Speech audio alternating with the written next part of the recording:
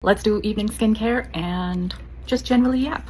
So I've already cleansed my face, I've double cleansed, and we're going to follow the clears method as we go through this. After cleansing, I've also done my red light therapy mask for 10 minutes for my face and my neck. And the reason I don't show it on camera very much is I usually look like this, and it's my zen time. It's when I just sit and do nothing, just process the day, plan the next day. I exfoliated this morning, so we're skipping the lift step. We're just going in directly with the essence or toners. This is my second toner. This is the new Allies of Skin Founders Essence. It's got 56 ingredients. Some of them are fermented, some of them are barrier strengthening, some of them refine texture as well as just brighten your skin. So trying that out. Next, we're going to go in with the actives. So I'm going to go in with the Level Serum. This is for hyperpigmentation, tranexamic acid, arbutin, NAG, hexyl resorcinol, all of the good stuff that helps different melanin pathways, being blocked so that we can keep hyperpigmentation at bay. Next, I'm going to go in with Remedy for dark spots. This has a 0.1% encapsulated retinol.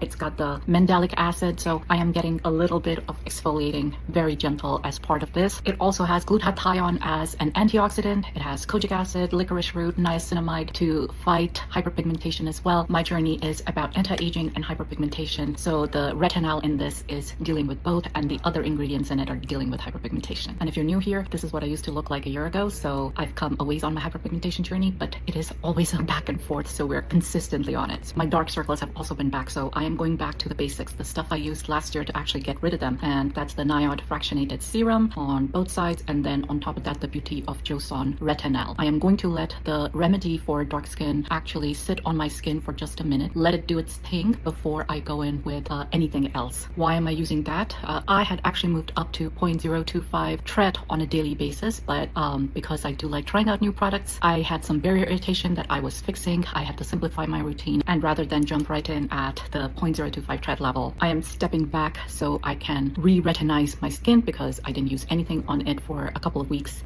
in terms of retinoids. I'll talk through the steps I'm taking to get back up to the 0.025 tread level in a separate video. Now, if you noticed, I used the Remedy for dark skin all over my face. I did not go down my neck with it, and that's because I don't want to waste that product on my neck. I don't really have hyperpigmentation issues on my neck, that's on my face. So what I'm actually going to do is just use this retinol because that's what this is, and also go for my neck. Use the products you have. You don't have to get custom products for every part of your face. Even eye creams, for example. If you are not looking for actives, you can just use your regular moisturizer as an eye cream. I was healing my barrier not too long ago, so just to make sure that my barrier continues to stay strong, that I'm reinforcing it, I'm gonna go in with Dew Deliverance, just a couple of pumps of it. I only do this once a day, and that's at night. If you have any barrier issues and you're looking to really speed up your healing from it, I highly recommend that you actually try out Dew Deliverance. It's got this cannabinoid along with peptides and other barrier repair ingredients in it. It has been, to me, it's been a one-of-a-kind product, and I bought this myself. This is not sponsored, not gifted at all. My last product for the day is going to be the Medicaid peptides. I have been trying these out. I've gone through one bottle of it already. I wanted to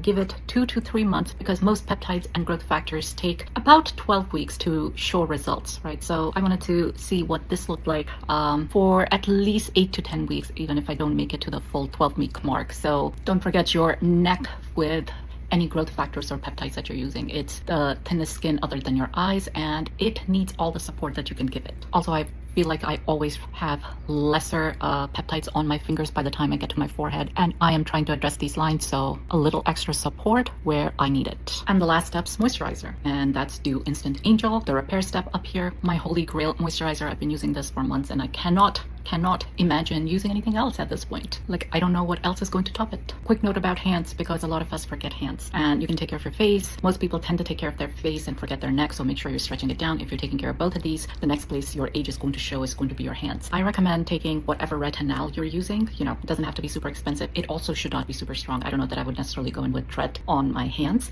Take a retinol or a retinol, just a little squirt, and put that over your hands, and then moisturize over it. In the morning when I exfoliate, I make sure to go over my hands as well, but that's all it really takes to take care of them, other than moisturize and put sunscreen on them in the daytime as well. That's it for my evening routine using the clearest method. This was for hyperpigmentation and aging. If you have different skin goals, if you've got other issues that you're trying to solve, maybe you're trying to solve for acne, then you would modify some steps. It's super flexible. You can use whatever toners you want. You can use whatever actives that you need for your skin. This is more of a framework than it is prescriptive for products, so keep that in mind.